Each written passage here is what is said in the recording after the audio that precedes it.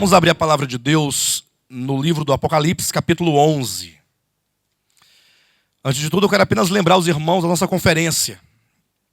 Amém, queridos?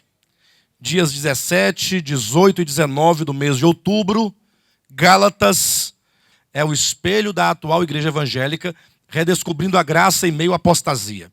Os convites virtuais já estão prontos. Então, se você acessar a nossa página na internet, devoltapalavra.com, ou o nosso canal no YouTube, que é chamado de Gilsim, não sei se você já conhece esse canal, um canal que é bastante fecundo, muitas mensagens, né? Então, tanto no De Volta à Palavra quanto no canal do YouTube, vocês vão encontrar o convite virtual para baixar e enviar para os colegas, amigos. Vamos usar as redes sociais aí, queridos, para poder divulgar a conferência, né? Vamos usar para uma coisa boa, porque para as coisas ruins já é bem usada a internet. Vamos mudar esse quadro. Tá bom, queridos? Ajude na divulgação, não deixe de contribuir. Será no mês de outubro, 3 dias. Tá bom? Bem, Apocalipse capítulo 11, vamos ler aqui os versículos 15 a 19. O sétimo anjo tocou a trombeta e houve no céu grandes vozes dizendo: o reino do mundo se tornou de nosso Senhor e do seu Cristo, e ele reinará pelos séculos dos séculos. E os 24 anciãos que se encontram sentados no seu trono, diante de Deus, prostraram-se sobre o seu rosto e adoraram a Deus, dizendo: graças te damos, Senhor Deus Todo-Poderoso, que és, que era, porque assumiste o teu grande poder e passaste a reinar. Na verdade, as nações se enfureceram. Chegou, porém, a tua ira e o tempo determinado para serem julgados os mortos, para se dar o galardão aos teus servos, os profetas, aos santos e aos que temem o teu nome, tanto aos pequenos como aos grandes, e para destruíres os que destroem a terra. Abriu-se então o santuário de Deus, que se acha no céu, e foi vista a arca da aliança no seu santuário, e sobrevieram relâmpagos, vozes, trovões, terremoto e grande saraivada. Bem, amados, chegamos agora à sétima trombeta. Depois que nós tratamos já dos 7 selos, levando em conta que o sétimo selo é composto de 7 trombetas, aí abordamos as trombetas, chegando agora à sétima trombeta. Imagine os irmãos comigo, pensem comigo por um momento, que nós estamos aqui nos referindo a quê? O que seria a sétima trombeta nesse contexto do Apocalipse? Seria, na verdade, o fim, o desfecho. Nada mais existe depois da sétima trombeta. Levando em conta o quê? Que o livro que estava na mão do Pai, no capítulo 4 de Apocalipse, aquele livro, que no capítulo 5 ele foi aberto. Na verdade, no capítulo 5, João vê o Pai assentado no trono, tendo um livro na sua mão, selado com 7 selos.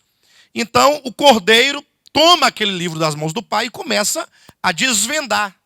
Então, na verdade, o próprio nome Apocalipse, que quer dizer revelação, fala desse desvendamento deste livro.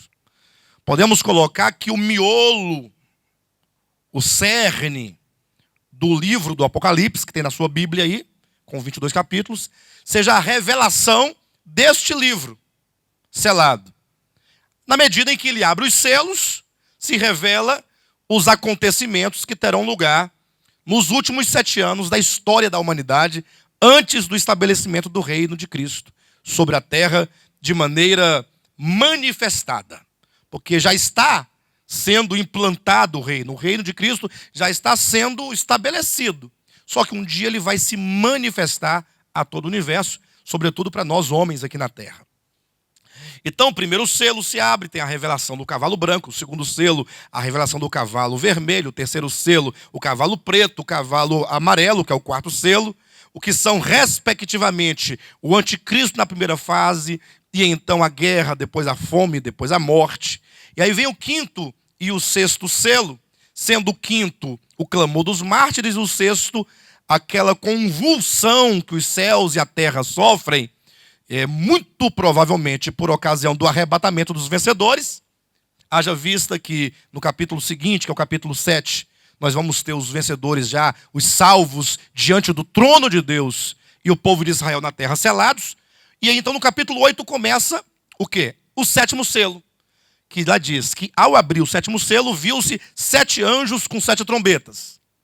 Então veja, quando abriu o sétimo selo e portanto o último, então o sétimo selo é o último selo, e sendo o último selo, abre ou revela a última porção do livro, desse livro, outrora selado com 7 selos. Agora observe que o sétimo selo é dito: ao abrir o sétimo selo, houve silêncio no céu por cerca de meia hora, e vi, diz o apóstolo João, 7 anjos com 7 trombetas e prepararam-se para tocar. Cada trombeta é o anúncio, é a proclamação de um dado juízo sobre a terra. É a grande tribulação. Aí nós vimos a primeira trombeta, a segunda trombeta, a terceira, a quarta, a quinta, a sexta.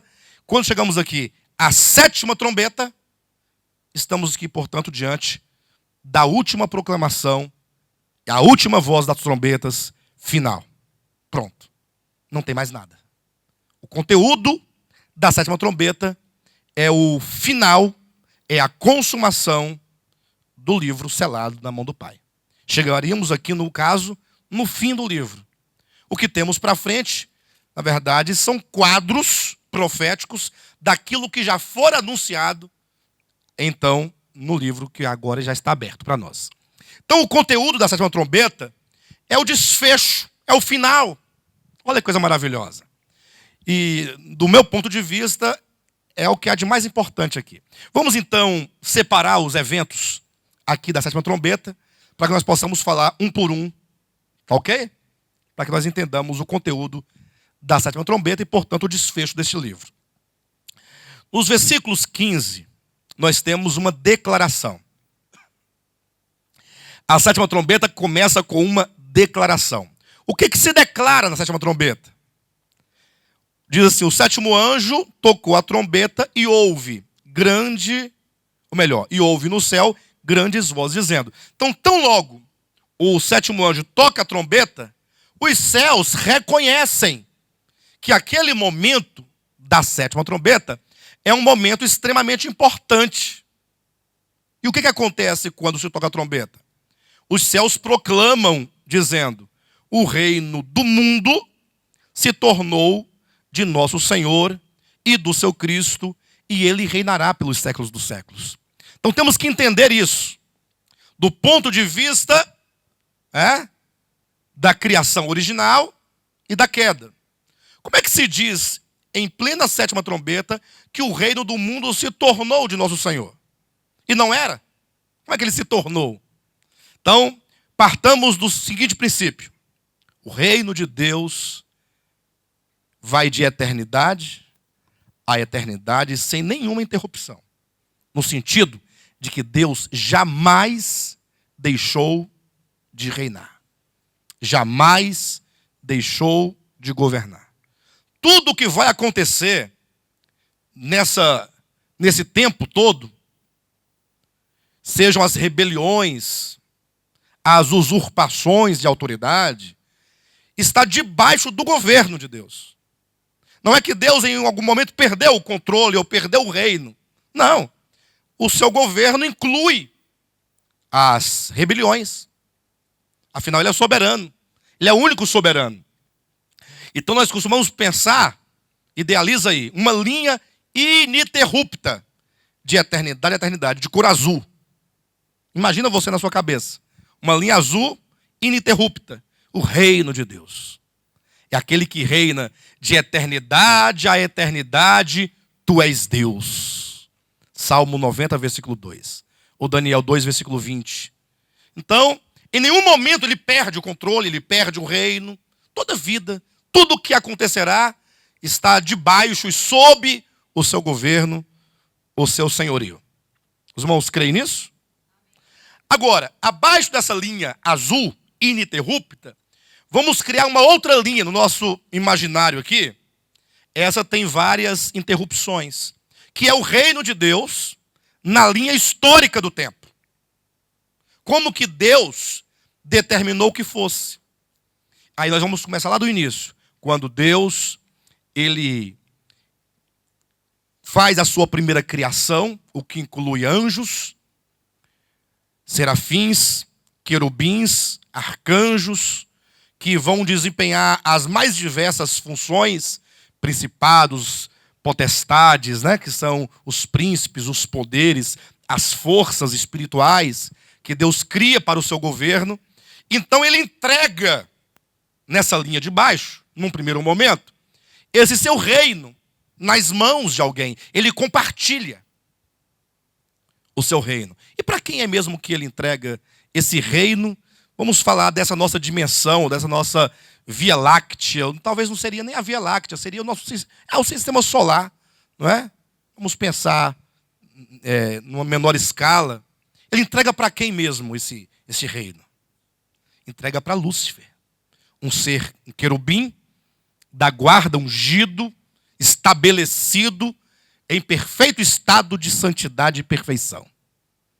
A ele é entregue esse governo. Isso, o próprio Satanás irá dizer lá no deserto da tentação, Lucas capítulo 4, quando ele diz para Jesus Cristo: se tu prostrado me adorares, te darei todos os reinos do mundo, porque a mim me foi entregue e eu dou a quem eu quiser. Ele reivindica algo verdadeiro, tanto é que Cristo também nem mesmo fala que é mentira dele, pelo contrário, o repreende, dizendo: ao Senhor teu Deus adorarás e somente a ele prestarás culto. O que significa que ele falou um fato. Mas é lógico, o maligno, ele queria naquele momento o quê? Ele queria que Cristo, porque Cristo na sua obra de redenção, ele veio receber de volta esses reinos, tomar os reinos de volta.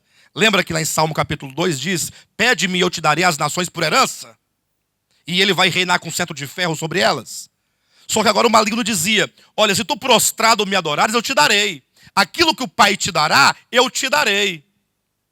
Só que o diabo oferecia um caminho mais fácil, mais curto, não é? Porém, inconsequente. O que você prefere? Receber os reinos do mundo mediante a obra de morte na cruz? De vergonha, de ignomínia? Ou tão somente prostrado me adorares, eu te darei? Está vendo? Os irmãos lembram de alguma coisa? Consegue associar isso com alguma coisa? A Bíblia fala que aqueles que vencerem com Cristo vão herdar o mundo, vão governar sobre a terra. Receberemos galardão, mas para tanto é preciso perseverar, levar até o fim as obras de Cristo, né, negar a si mesmo. Ou seja, o caminho dessa grande bênção que Deus nos dará é o caminho da cruz e da morte, dos sofrimentos, do abrir mão do ego, de todas as coisas caídas, não é? Enquanto que hoje há um evangelho que diz que você pode ter tudo isso sem a necessidade de passar pelo sofrimento. Ou seja, o que nós estamos vendo acontecer hoje não é algo novo. Já nós vemos acontecer mesmo na tentação de Cristo.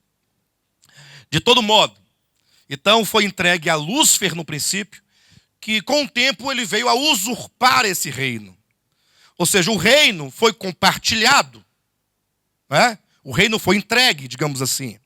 Só que Lúcifer logo, ele toma para si. Ele deveria ser um bom administrador do reino de Deus. Deveria ser um bom mordomo do reino de Deus, mas ele tomou aquilo que não era dele. Ele usurpou. E então começa um processo agora em que Deus vai entrar na história para resgatar esse reino de volta. Tomá-lo de volta das mãos do maligno por meio da redenção. É por isso que a morte de Cristo resgata todas as coisas. Não somente o homem do pecado, mas o próprio reino é trazido de volta. Lembram que Cristo, quando foi à cruz, ou no momento em que ele ia à cruz, ele declarou em João capítulo 12, versículo 31, dizendo o seguinte: ele falou assim: olha, é chegado o momento de ser expulso o príncipe deste mundo. Então, o ir à cruz era o momento de ser expulso o príncipe do mundo, deste mundo. Porque como é que se pensa geralmente? Não, se é chegado o momento de ser expulso o príncipe deste mundo, temos que então nos né? Temos que nos armar, munir de armas, fazer um grande exército para lutar. Só que o modo do Senhor tomar de volta esse reino era morrendo na cruz do Calvário. É a redenção, a obra de resgatar aquilo que um dia fora tomado. Então, ele vai à cruz, e esse ir à cruz significa, conforme ele próprio diz, é o momento de expulsar o príncipe deste mundo. Quando ele ressuscita, o que ele diz? Quando ele ressuscita: toda a autoridade me foi dada nos céus e na terra. A sua morte e a sua ressurreição confere a ele a autoridade do reino que outrora fora usurpado. Nos céus e... Por que nos céus e na terra? Porque o governo começa nos céus, sobre a terra. Principados que dominam sobre territórios, que têm os seus agentes, potestades, dominadores em cada região. Então, toda a autoridade me fala dos céus e na terra. Interessante como que o contexto bíblico dessa passagem é que nos esclarece melhor essa situação. É porque é dito o seguinte: olha, toda a autoridade me foi dada nos céus e na terra. Ide, portanto, e fazei discípulos de todas as nações. Você tem que imaginar. Primeiro, de um lado você tem uma declaração: toda a autoridade me foi dada nos céus e na terra. Segunda declaração: ide e fazei discípulos de todas as nações. Entre as duas declarações nós temos o que aqui? Vou falar de novo. Toda a autoridade me foi dada nos céus e na terra. Portanto, ide e fazei discípulos de todas as nações. De um lado, toda a autoridade. Do outro, ide e fazei discípulos. E no meio, portanto. E o que é um portanto? Na língua portuguesa, em morfologia, é uma conjunção que une duas orações, que une duas ideias. E as conjunções, ainda que não possuam função sintática, ela tem função semântica. Isto é, ela produz significado. Entenderam? Então, você tem que estar atento quando ele diz: toda autoridade me foi dada nos céus e na terra, portanto, ide. Significa que o ir pregar o evangelho, entrando em cada nação, é uma questão de autoridade. Se Cristo não tivesse recebido a autoridade dos céus e da terra, não se poderia entrar nas nações e pregar o evangelho. Por quê? Por causa dos poderes, dos principados e potestades. Então a pregação do evangelho é conquistada pelo direito da obra de redenção.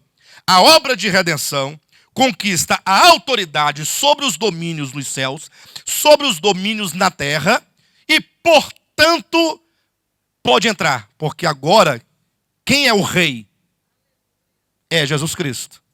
E os principados e potestades, ainda que ainda estejam lá, agora estão debaixo do senhorio de Cristo. Olha o significado importante. Então, é certo que quando Cristo morreu e ressuscitou, ele já se tornou o Senhor dos céus e da terra. Ponto, não há o que se falar mais.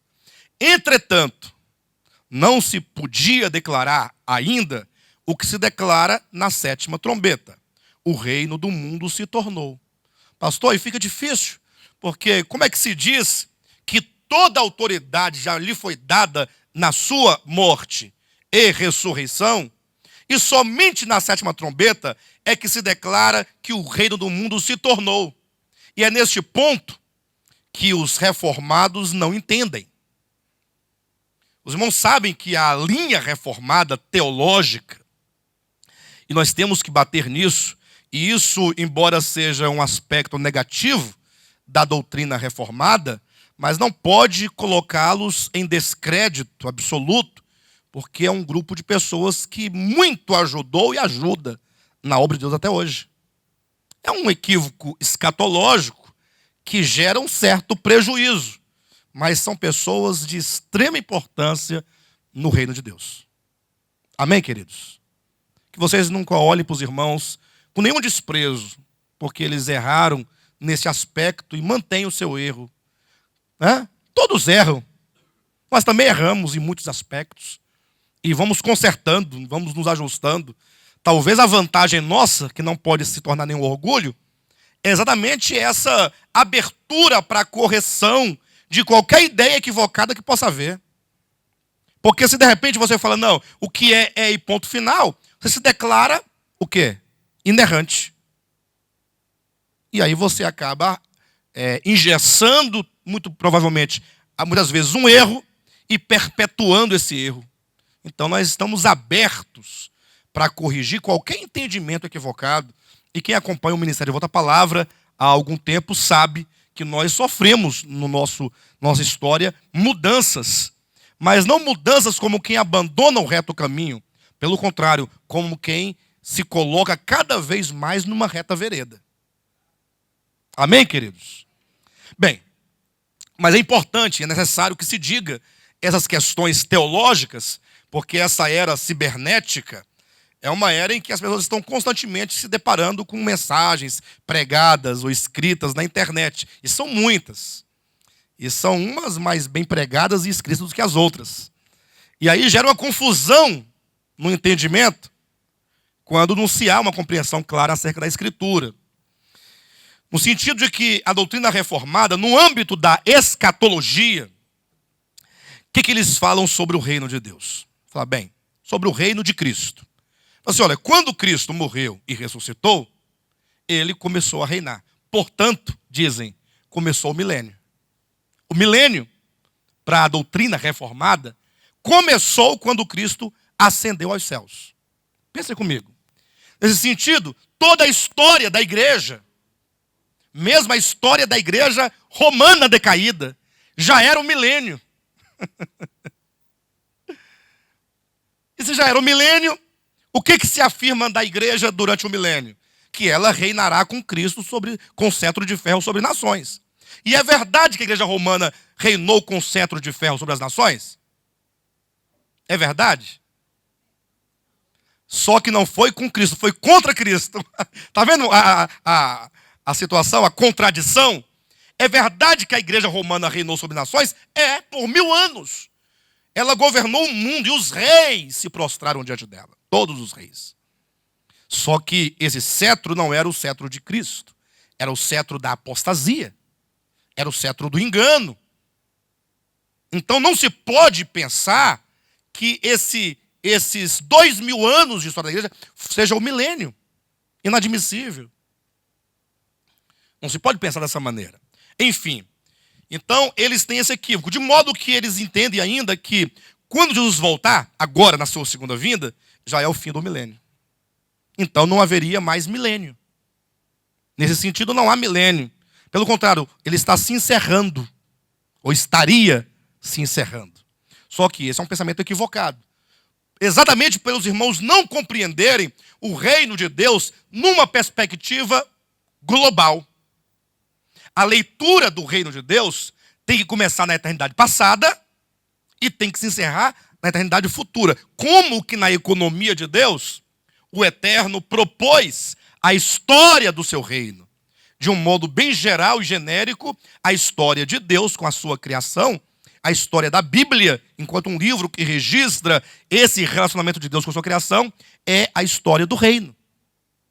Toda a vida é a história do reino. Está tudo dentro do reino.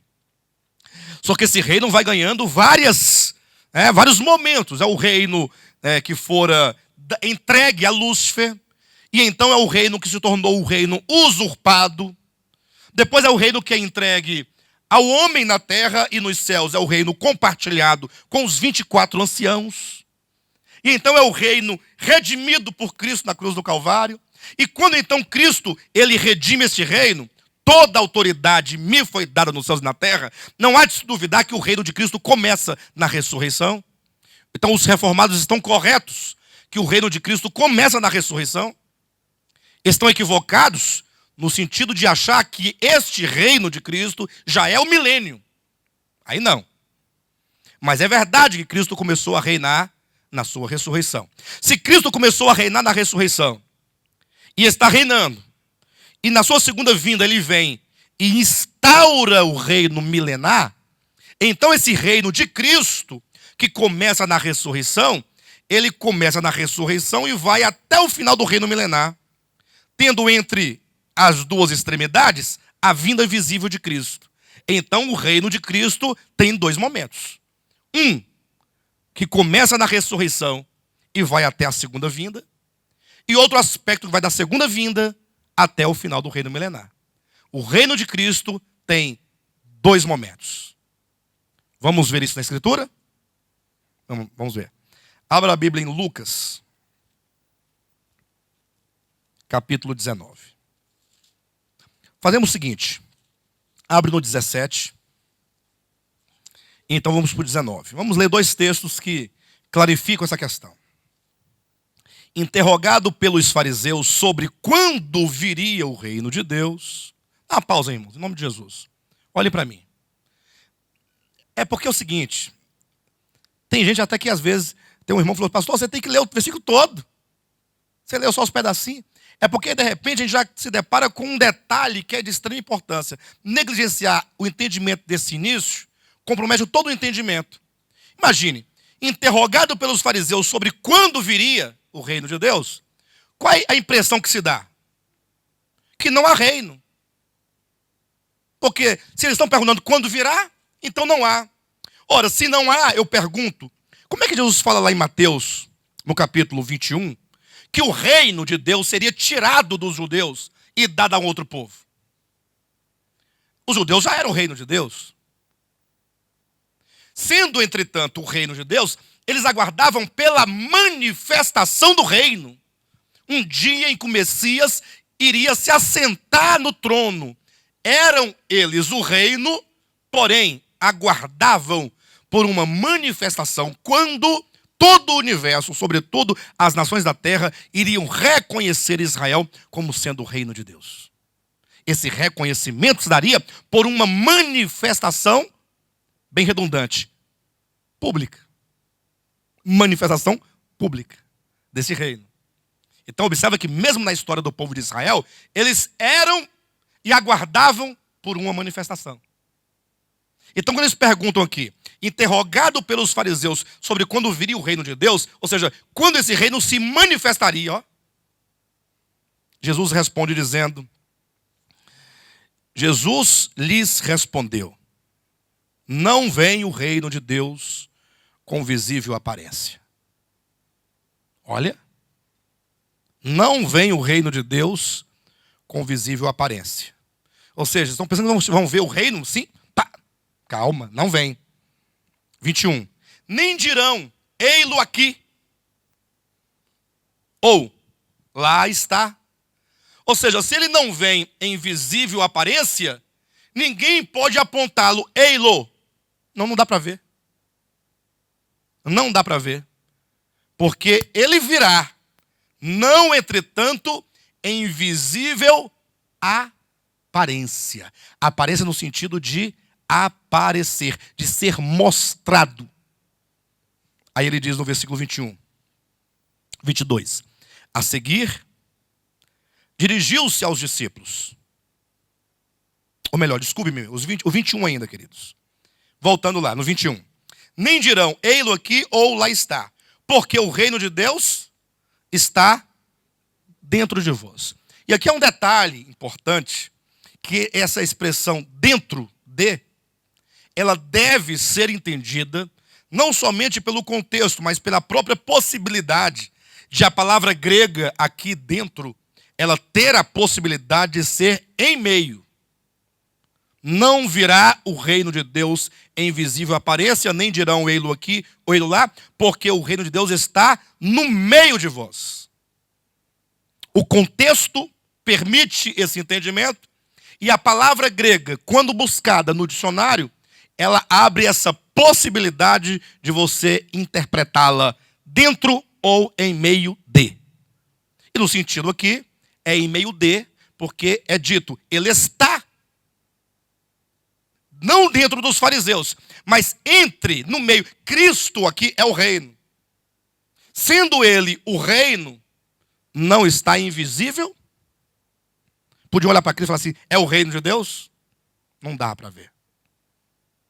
Mas vejam lá, Vamos continuar o texto, para que o texto nos dê a condição de entender deste modo. Olha o 22. A seguir, dirigiu-se aos discípulos. Virá o tempo. E aqui é onde nós começamos a articular o sentido do texto. O sentido do texto é produzido. Versículo 21 diz, está. O reino de Deus está. No 22 diz, virá o tempo. Percebe que há dois tempos verbais, um presente, outro futuro? Sim ou não? Então, tratando-se do presente, ele está no meio. Cristo era o reino de Deus. Tratando do futuro, manifestação diz, virá o tempo em que desejareis ver um dos dias do Filho do Homem, e não vereis. E vos dirão, atenção, ei-lo aqui, ou lá está. Não vades, nem os sigais. Ele diz, olha, atenção, olha para mim. Virá o tempo futuro em que vocês desejarão ver um dos dias do Filho do Homem, desse encarnado, esse reino aqui encarnado no Filho do Homem. Vocês não verão. E aí, pessoas vão dizer para vocês, ele está ali. Ele está do outro lado. Olha o versículo 22, 23. E vos dirão, ei-lo aqui. Ei-lo quem? Quem é o lo aqui? Como é que eu sei disso? O 22 diz, virá o tempo em que desejareis ver um dos dias do Filho do Homem, e não vereis. E então vos dirão, ei-lo aqui. Ei-lo quem? O Filho do Homem. Observa que no versículo 20 e 21, fala-se ei-lo no sentido de o reino está aqui, ou o reino está ali. No 22 já diz, ei-lo quem? O Filho do Homem. O que diz que o reino do versículo 21 é o Filho do Homem do versículo 22. É esse Cristo aqui encarnado na terra, em cuja vida e presença está a autoridade de Deus. Está Deus governando. Onde ele chega, entra Deus. Entra o governo, entra a ordem. Os demônios saem, as doenças se retiram, o leproso é curado, o cego enxerga, o paralítico anda, o mudo fala, o surdo ouve. Isso é o reino de Deus. O evangelho do reino é essa presença que restaura e domina todas as forças debaixo dos pés. É o evangelho do reino. Por isso que a libertação do crente, da pessoa, é parte do evangelho do reino. Enquanto a graça, o evangelho da graça, liberta a pessoa de uma condenação futura, o evangelho do reino liberta as pessoas das forças espirituais da maldade que operam em sua vida. Entenda isso? Então, olha o que está sendo dito. Que o reino de Deus, do 21, agora no 22 e no 23, é o próprio Cristo. E quando diz no 23, e vos dirão ei-lo aqui ou ei-lo lá, não vades nem os sigais, ele explica por quê no 24. Por quê? Porque o quê? Porque assim como o relâmpago, fuzilando, brilha de uma a outra extremidade do céu, assim será no seu dia o Filho do Homem. Olhe para mim. 20 e 21. Não vem o reino de Deus com visível aparência, porque ele está no meio de vós. Dias virão, entretanto, em que vocês vão desejar ver um dos dias. Um daqueles dias em que o Filho do Homem estava aqui. E a autoridade dele sobre demônios, doença, enfermidade, tudinho. Vão desejar ver esses dias. E não verão. Entende o que está dizendo? E então vão dizer para você, ei-lo, está lá no Brás. Não vá. Ei-lo, vai estar lá no estádio Nilson Nelson. Não vá. Sabe por quê? Porque você não precisará ir ao Oriente, nem ir ao Ocidente, nem ir a Portugal, nem ir a Colômbia, nem ir a São Paulo. Aí por que eu não precisarei ir? Porque a vinda desse reino, que for interrogada pelos fariseus, quando virá, será como o relâmpago. E como é que é o relâmpago? Ele sai de uma extremidade e ele então brilha até a outra extremidade. Todos verão de onde estão. Não vades. Eu não tenho que me deslocar para ver, porque do mesmo modo que o relâmpago fuzilando de um lado para o outro, todos veem, assim todos verão. Se todos verão, fala-se aqui de quê? Aparência? Sim ou não? O reino de Deus não verá invisível aparência, porque ele está no meio de vós. Dias virão em que vocês vão procurar, não encontrarão, dirão ele aqui, ele lá, não vades, porque a vinda desse reino, que é o Filho, todos verão. Não virá. Ou melhor, não virá com visível, todos verão. Está na Bíblia?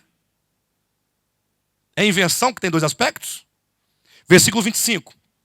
Mas, esse mas quer dizer, entretanto, porém, todavia, antes que esse reino se manifeste como o relâmpago que brilha e todos veem, importa que primeiro ele padeça muitas coisas e seja rejeitado por esta geração. Então, inclui os sofrimentos do Messias. Só que não somente os sofrimentos do Messias, mas também os sofrimentos da igreja, que é o corpo do Messias, o corpo de Cristo. Então, antes da manifestação, tem uma era de sofrimento. Agora chegamos no 19 de Lucas, versículo 11. E aqui nós avançamos mais um passo nessa revelação. Ouvindo eles estas coisas, que coisas, queridos? Aquilo que se diz acerca da salvação do publicano, do Zaqueu, o publicano. Então os discípulos ouvindo Cristo falando da salvação que entrou na casa de Zaqueu, os discípulos ficaram alegres, né? Felizes, né? Zaqueu salvo. Ai, agora imagine só quando o reino se manifestar, que não vai ser uma coisa muito melhor. Então, ouvindo eles estas coisas, Jesus propôs uma parábola, visto estar perto de Jerusalém, e lhes parecer que o reino de Deus havia de manifestar-se imediatamente. Então, com a salvação de Zaqueu, não é? Com a cura do cego de Jericó, eles viram algumas maravilhas.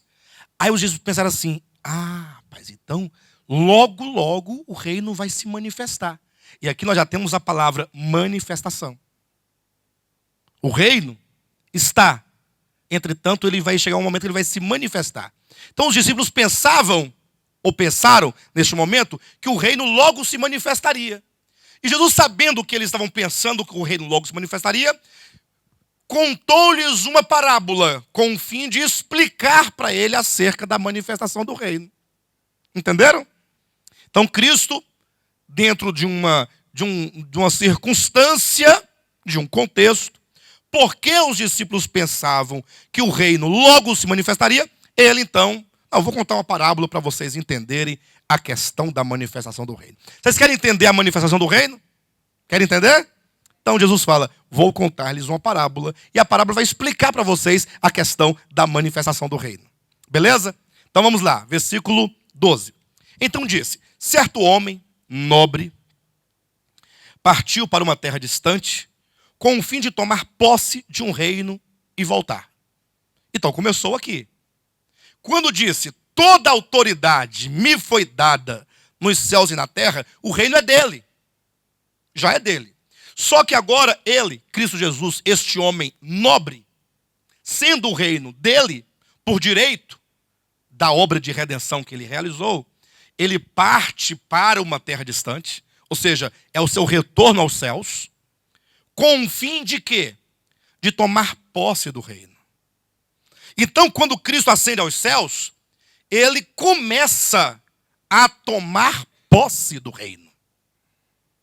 Então, desde que Cristo ascendeu aos céus, ele começou a se apropriar desse reino. Aí diz o texto, com o fim de tomar posse de um reino e... então, tão logo ele tomar posse do reino, ele vai voltar. Perfeito, queridos? Perfeito. Versículo 13. Chamou 10 servos seus, confiou-lhes 10 minas e disse-lhes: negociai até que eu volte. Então, enquanto Cristo está nos céus, tomando posse do reino, e ao concluir a posse, ele volta, e se ele não voltou, ele ainda está tomando posse, aqui na terra os seus servos estão negociando as minas.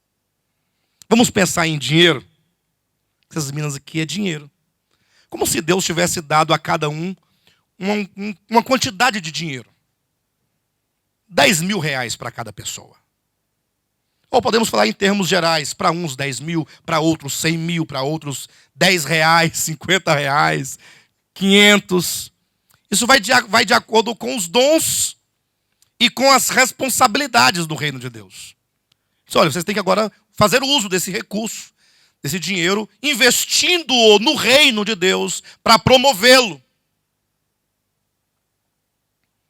14. Mas os seus concidadãos o odiavam e enviaram após ele uma embaixada dizendo: não queremos que este reine sobre nós. Ué, estranho. Acharam estranho, não? Ele não partiu para uma terra distante com o fim de tomar posse de um reino? E aí não delegou funções, ele ordenou que os seus servos negociassem, mas os seus concidadãos o odiavam a esse rei. E enviaram após ele uma embaixada dizendo: não queremos que este reine sobre nós. Rejeita este reino de Cristo. Versículo 15. Quando ele voltou, depois de haver tomado posse do reino. Tem uma teoria na língua portuguesa, de acordo com a gramática tradicional, que dizem que esses advérbios, ou adjuntos adverbiais, que é de circunstância, dizem que eles podem ser retirados da frase ou da oração sem prejuízo. Isso é uma coisa muito errada, não acha não? Você tirar uma informação tão preciosa quanto esta, você vai perder o significado do texto todo. Porque ele explica: quando ele voltou, vírgula. Aí vem o adjunto adverbial. Depois, uma oração adverbial, né? De ter tomado posse do reino. Então, isso é importante. A volta dele se dá depois da posse. Ele partiu para tomar posse e prometeu voltar. E ele só volta quando tomar posse. O que significa que entre a sua partida e o seu retorno, todo esse período é o tomar posse do reino. Todo esse período. Ele está tomando posse. Já é seu por direito, mas tem que apropriar-se dele. Os irmãos entenderam bem? E aí vem esse versículo 14 aqui, que diz que os seus concidadãos o odiavam e enviaram após ele uma embaixada dizendo: não queremos que este reine sobre nós. E aí esse versículo aqui me parece que ele deveria estar. Eu não disse que ele deve. Eu disse que ele deveria estar lá nas parábolas que falam quando ele convidou as pessoas para a festa. Quando os judeus o rejeitaram. Mas não aqui, quando diz que ele partiu. E agora, tendo partido, há cidadãos que falam: não queremos que ele reine sobre nós. Há uma resistência, porque o tomar posse do reino é reinar sobre pessoas e nas pessoas. Só que há uma resistência, de maneira que o reino é meu, e eu vou reinar. Mas há corações que resistem. Eu não quero que ele reine em mim, e nem sobre a minha vida. Isso porque a posse do reino de Deus, esse tomar posse, não começa pela terra, pelas nações enquanto territórios, tronos. Começa pelo coração do homem.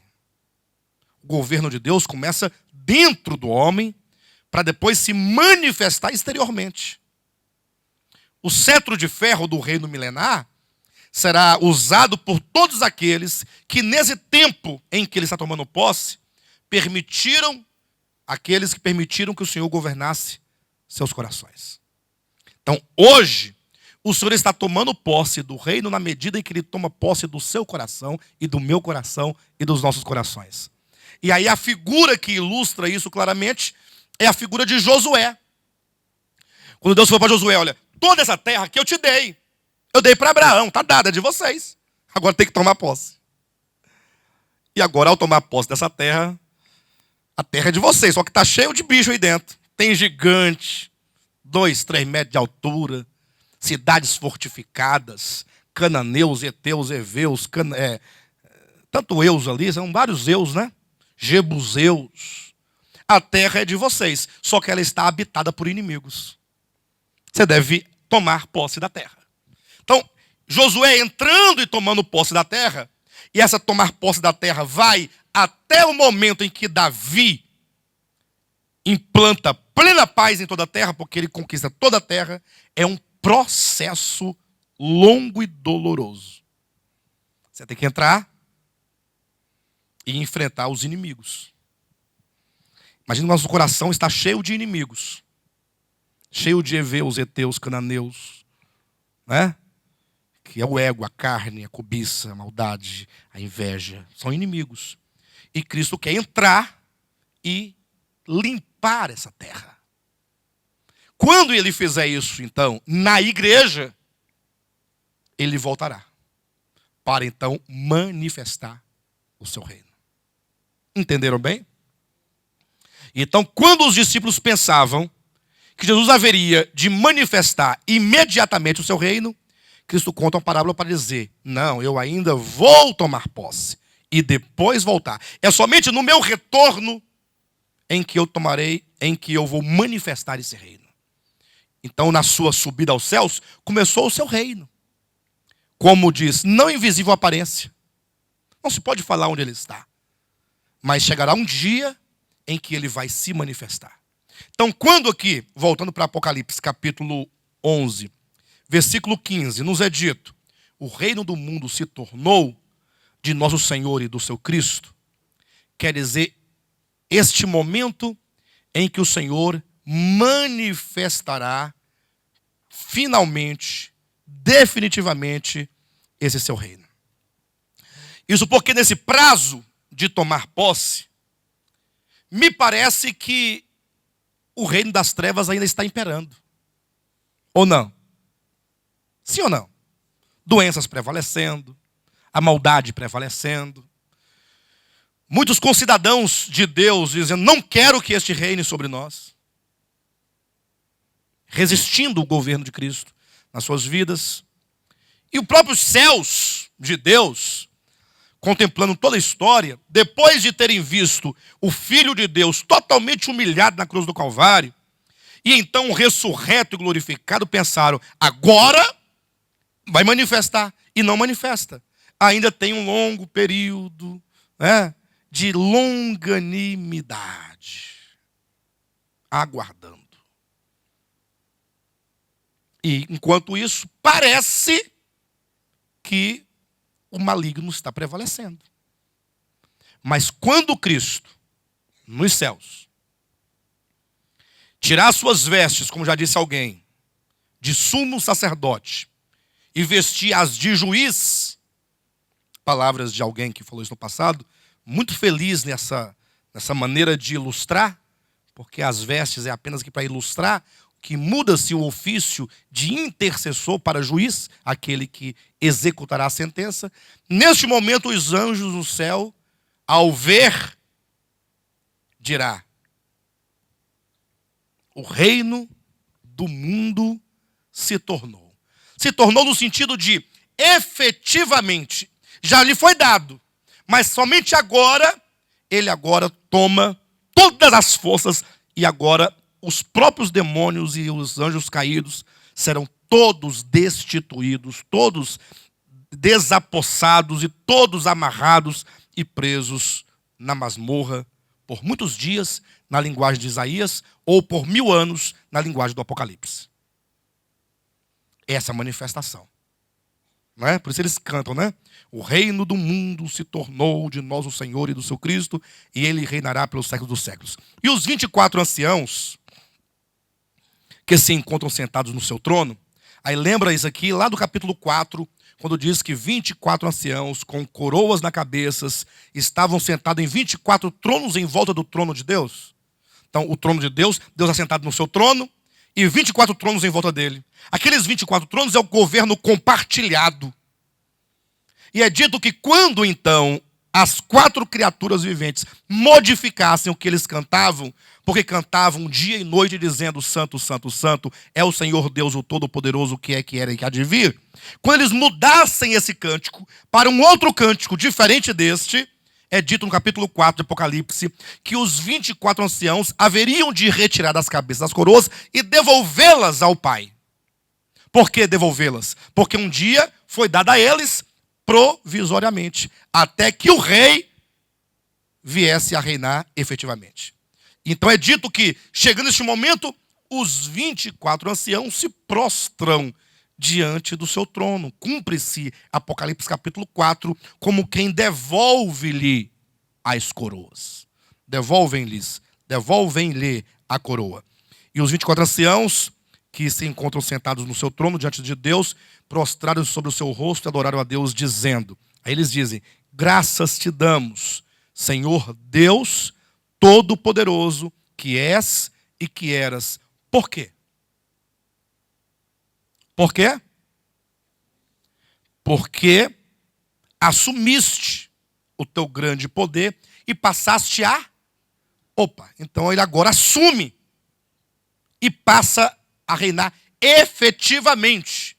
Isso dentro da visão econômica de Deus. Porque na visão lá daquela linha azul, lembra que nós colocamos? Ela sempre reinou, nunca deixou de reinar. Mas agora, de acordo com a obra de Deus, a economia, ele designou que seria entregue à Lúcifer, seria usurpado, depois seria compartilhado com os 24 anciãos, seria redimido por Cristo, seria dado à igreja, e então ele iria tomar posse na igreja nesse tempo, e então ele viria, e agora ele passa a reinar. Esse passar a reinar é a manifestação do seu reino, e portanto, começa aqui os 1000 anos. O reino milenar. Perfeito? Alguma dúvida? Então, a 7ª trombeta anuncia o reino milenar. Você percebe a trajetória que nós fizemos para entender esses 3 versículos? Qual a trajetória? Isso porque o que se diz nesses 3 versículos não se esgota aqui e nem começa aqui. Fala de uma história, que é o desfecho de uma história que não começou aqui no Apocalipse. Começou em Gênesis capítulo 1, versículo 1. Então, no 17 diz assim, ou melhor, no 18. Na verdade, e aqui é o segundo momento. No primeiro anuncia-se o reino milenar. Como disse, a partir de agora, o Senhor passa a reinar. Esse passar a reinar quer dizer, ele agora se levanta e como um verdadeiro guerreiro, ele executa. O reino de Cristo começa quando ele se levanta e se dispõe a agir positivamente pelo seu reino. Agir positivamente contra os inimigos agora exteriores. Por isso no 18 diz, na verdade as nações se enfureceram. Chegou, porém, a tua ira. A ira aqui é exatamente o momento, atenção, das 7 taças da ira, que estão nos capítulos 15 e 16 de Apocalipse. Ele se levanta e agora ele vai punir severamente o homem, a começar pelas taças da ira, que são as 7 taças finais da ira de Deus, antes que os homens sejam, por fim, condenados. Aí diz assim, e o tempo determinado para serem julgados os mortos, aqui fala do juízo do grande trono branco. Olha como que o grande trono branco, lá do capítulo 20, está aqui, ventilado, mas somente lá ele está numa lente de aumento, para que você possa ver os detalhes desse julgamento. E para se dar o galardão aos teus servos, os profetas, aos santos e aos que temem o teu nome, tanto aos pequenos como aos grandes, e para destruires os que destroem a terra. E aqui é dito que é o tempo determinado para se dar o galardão aos teus servos. E aí vem 3 categorias de servos. Os profetas, os santos e os que temem o nome do Senhor. Os profetas aqui é uma figura usada para se referir aos do Antigo Testamento. Os santos é uma figura que se usa para se referir aos do Novo Testamento. E os que temem o teu nome para se referir àqueles que ouviram o Evangelho eterno, do qual falamos aqui na semana passada, que o Evangelho eterno diz: temei a Deus e dai-lhe glória, pois é chegada a hora do seu juízo. Aqueles que atenderam ao Evangelho eterno são os que temem a Deus. Então é o momento de o Senhor recompensar a estes, os profetas, os santos e os que temem o nome do Senhor, e também para destruíres os que destroem a terra. Então, em suma, nós temos aqui o quê? Os acontecimentos finais. No 19 diz: abriu-se então o santuário de Deus, que se acha no céu, e foi vista a arca da aliança no seu santuário, e sobrevieram relâmpagos, vozes, trovões, terremotos, grande saraivada. Ou seja, essa visão do sétimo selo, que é o final do livro, se fecha com a visão da arca do testemunho, que é o sinal da fidelidade de Deus. Deus cumprirá cabalmente tudo o que está escrito neste livro. Amém, queridos? Então vamos aqui então enfatizar alguns aspectos desses da segunda parte. A primeira parte, que é esse reino de Cristo, que é essa manifestação a partir do momento em que ele efetivamente se levanta e começa a agir positivamente contra todos os seus inimigos exteriores.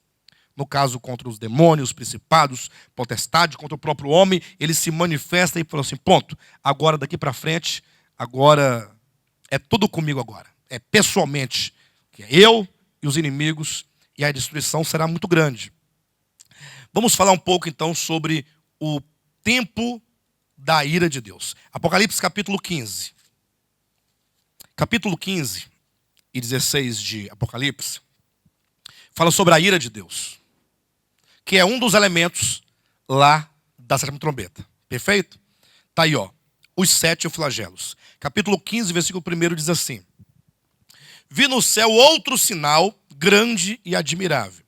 7 anjos, tendo os 7 últimos flagelos, pois com esse se consumou a cólera de Deus, ou que seja, a ira de Deus. Então atente você, dentro da sétima trombeta ainda tem 7 flagelos.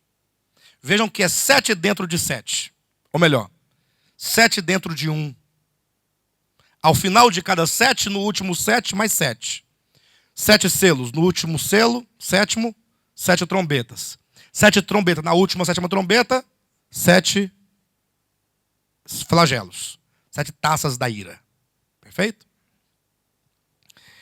Versículo 2 diz: vi como que um mar de vidro mesclado de fogo, e os vencedores da besta, da sua imagem e do número do seu nome, que se achavam em pé no mar de vidro, tendo harpas de Deus. Irmãos, olhem para mim.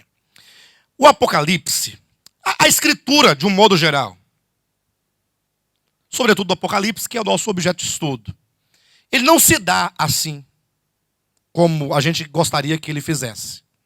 Porque se eu fosse escrever o Apocalipse, eu escreveria de uma maneira tão didática que não teria mistério nenhum, não seria um livro misterioso. Escreveria assim: pois é, agora, na sétima trombeta, vou colocar aqui os 7 flagelos. Neste caso, eu colocaria assim no livro: neste momento da sétima trombeta, não haverá mais nenhum salvo sobre a terra, porque todos eles já terão saído daqui da terra. Eu colocaria nesses termos. Mas a Bíblia não coloca deste modo. Você tem que compreender a partir do momento que você compreende o conjunto, do livro. Os irmãos lembram que nós colocamos que vai haver, no início da grande tribulação, o arrebatamento dos cristãos vencedores? Agora, não vai ficar aqui na terra, não vão ficar também muitos cristãos chamados cristãos derrotados? Por que cristãos derrotados? Porque na vida cristã, na experiência cristã, eles não venceram aquilo que estava proposto que eles vencessem. Ao final de cada carta, de Apocalipse capítulos 2 e 3, não fala ali, cada carta não fala, tenho porém contra ti, aí vem um problema. aí vem um desvio, aí vem uma apostasia, e aí é dito no finalzinho, ao vencedor dar-lhe-ei isto. Então aqueles cristãos que não vencerem a degradação do seu tempo, são chamados, se os que vencem são chamados de vencedores, os que não vencem são chamados de quê? De derrotados. Eles foram derrotados na experiência cristã.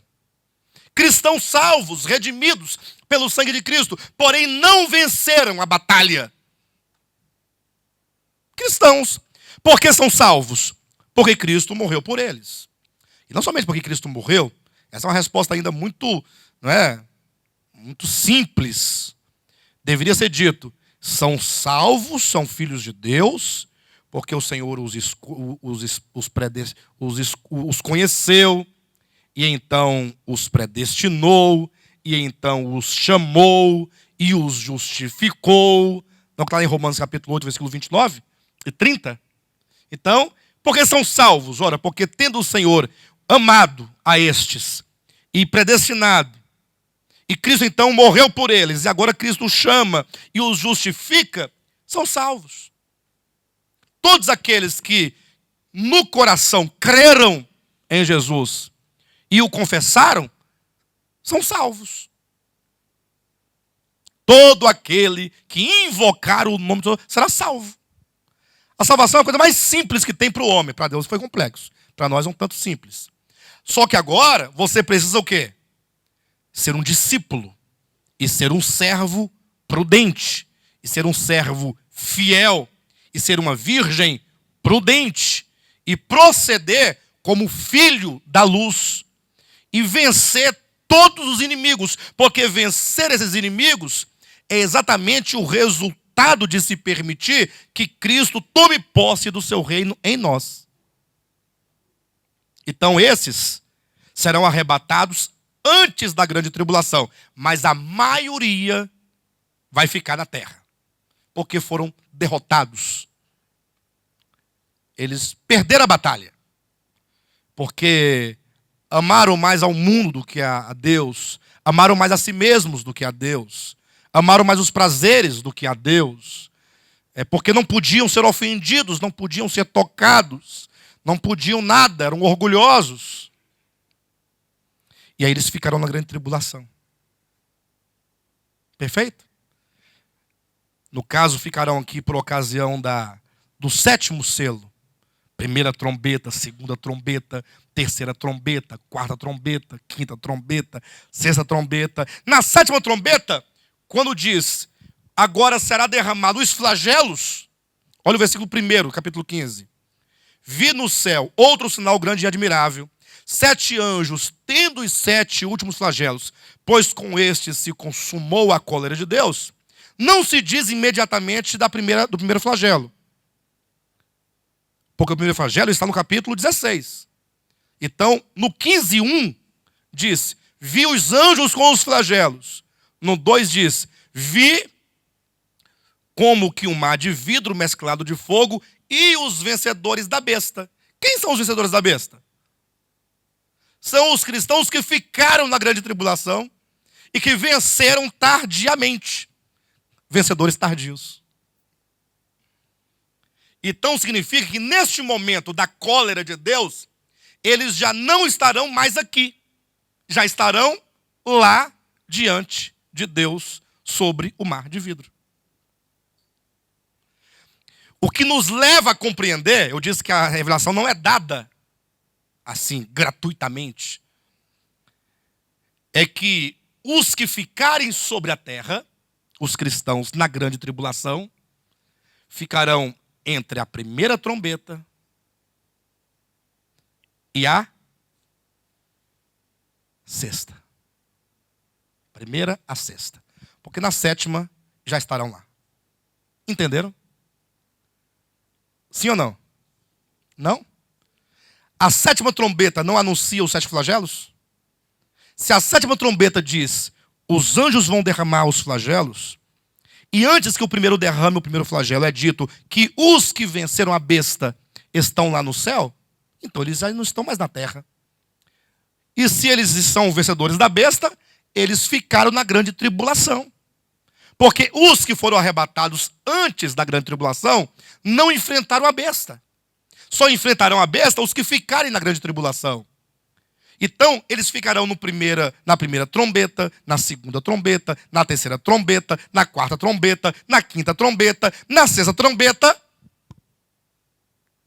Na sétima trombeta, eles já estão lá.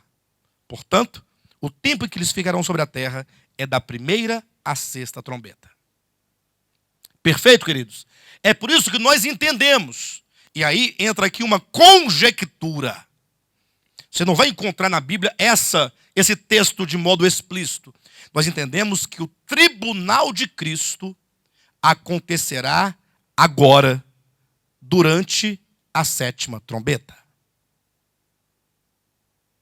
Enquanto na sétima trombeta os flagelos se derramam sobre a terra, é dito que a sétima trombeta também inclui: chegou o momento de dar o galardão.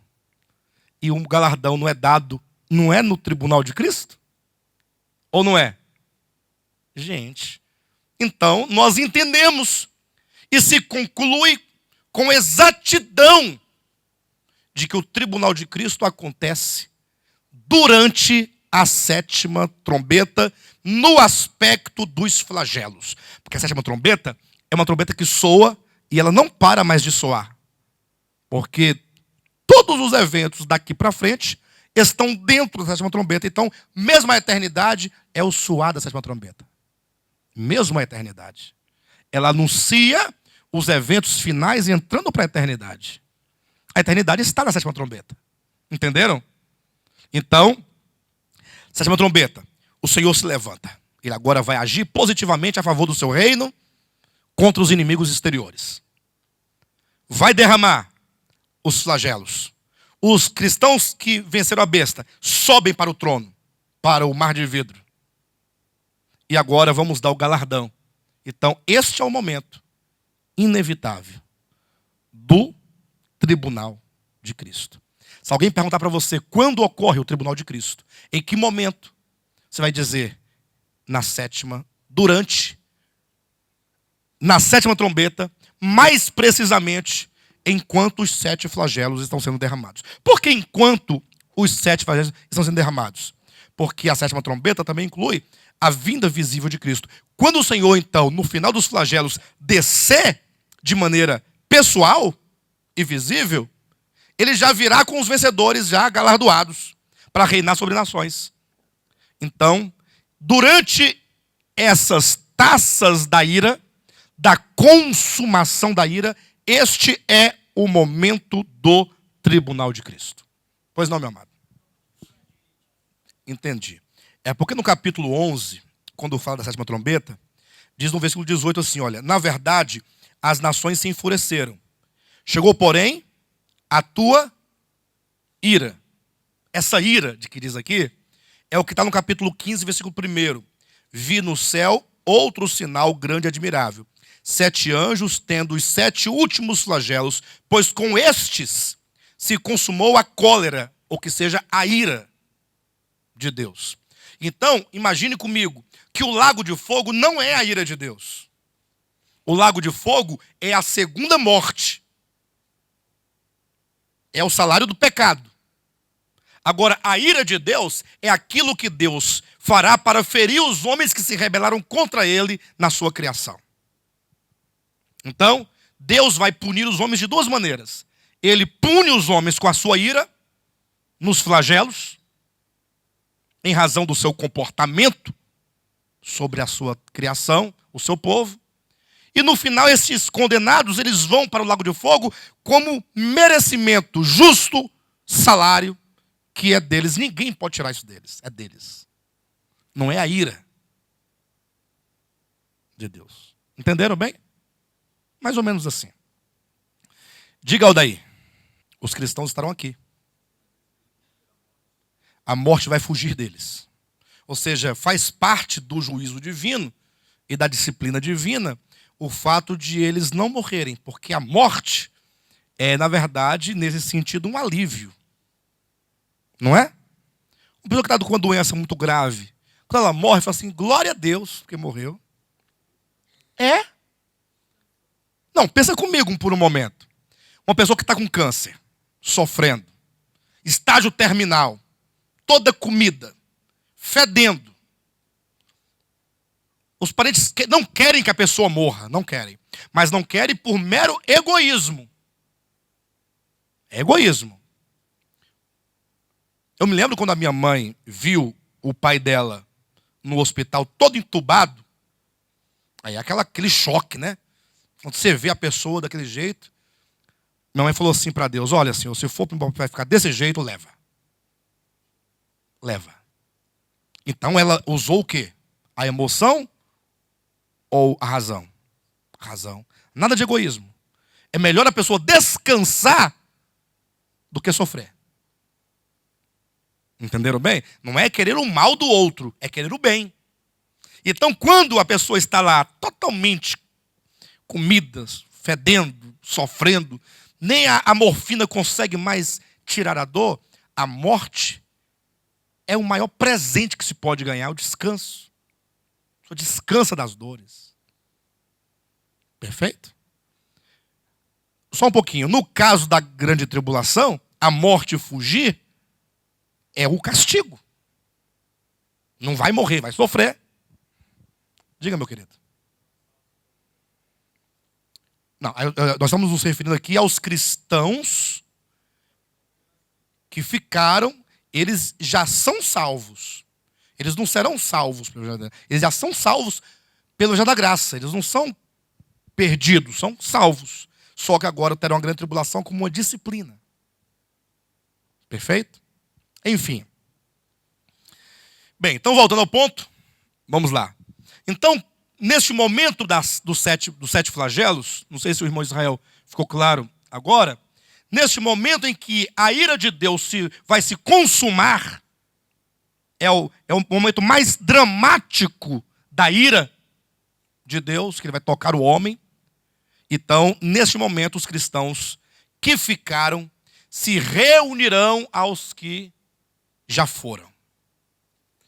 Aí vem a pergunta: pastor, é provável que haja algum cristão neste momento que não venceu a besta? Eu não tenho como dizer que sim nem que não. Eu posso dizer que é provável que sim. Mas a Bíblia não faz referência aqui a isso. Fala que viu-se sobre o mar de vidro mesclado de fogo os vencedores da besta da sua imagem e do número do seu nome em pé. E entoavam o cântico de Moisés, servo de Deus, e o cântico do Cordeiro, dizendo: olha o cântico que eles cantavam. Grandes, admiráveis são as tuas obras, Senhor Deus Todo-Poderoso. Justos e verdadeiros são os teus caminhos. Então, eles estão ali totalmente convencidos, e agora eles declaram e eles confessam que tudo aquilo que eles passaram na grande tribulação é algo justo, que não houve exagero da parte de Deus. Só um pouquinho, por gentileza. E eles dizem o seguinte, no 4, quem não temerá e não glorificará o teu nome, ó Senhor?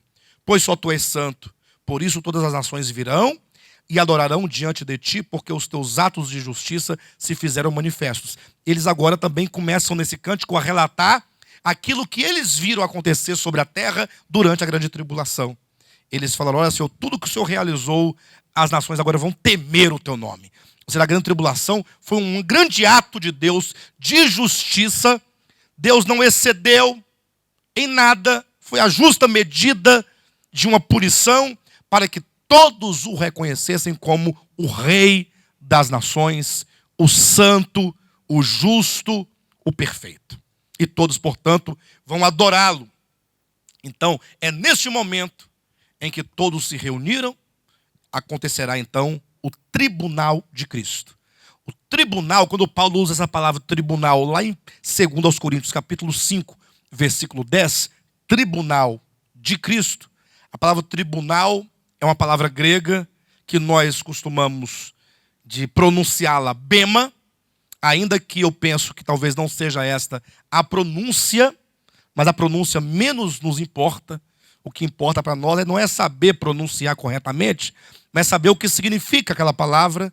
Bema quer dizer tribunal familiar.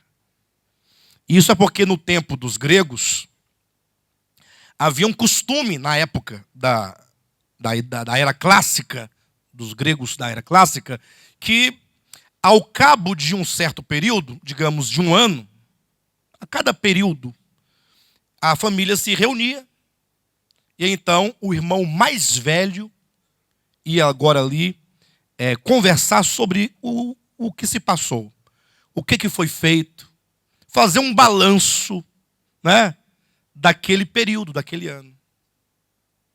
Uma prestação de contas. E aí, como é que foi? O que você fez? Deixou de fazer?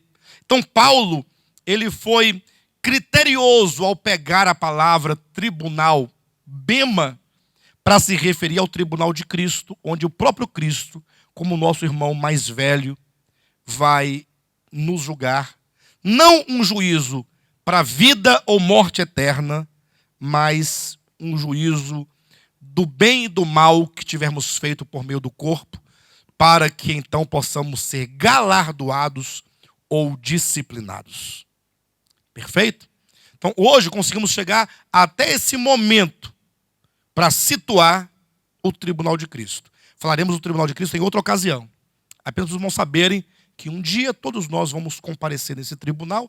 Vai ser uma coisa muito boa. Muito bonita. Vai ser, porque é familiar. Só isso que será bonito, eu penso. Porque só estarão os irmãos lá. Não vai ter nem um ímpio para olhar para nós. Assim, tá vendo?